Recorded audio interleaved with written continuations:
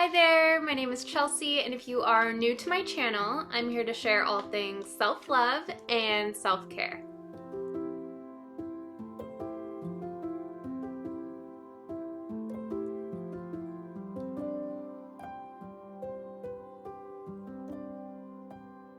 In this video today, I'm going to share with you how to practice self-care when life is overwhelming.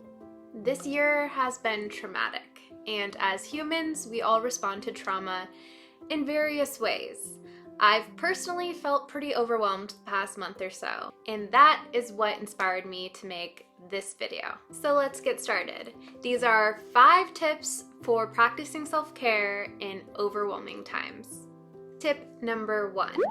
Release all shame. There is nothing wrong with you for having a human response to challenging life circumstances. This is no reflection of your strength.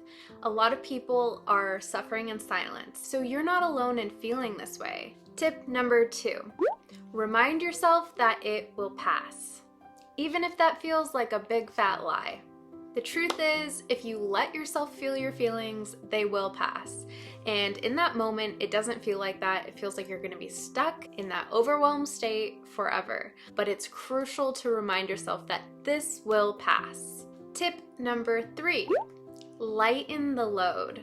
This is not the time to force a full schedule. And the thing is if you don't advocate for yourself, no one else will. So this requires you to have a lot of grace with yourself. So you might have had a bunch of things planned out and you were feeling super ambitious last week, but you were hit with overwhelm and you're drained of your energy.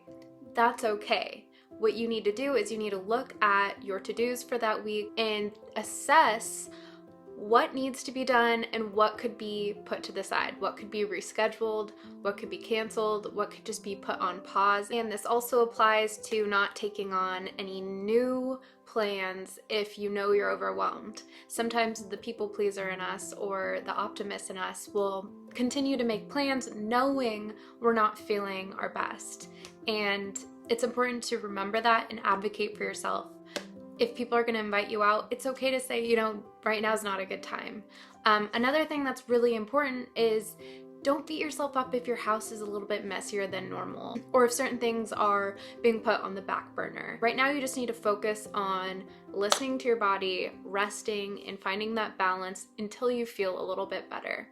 So be gentle with yourself and be okay with putting some things on pause.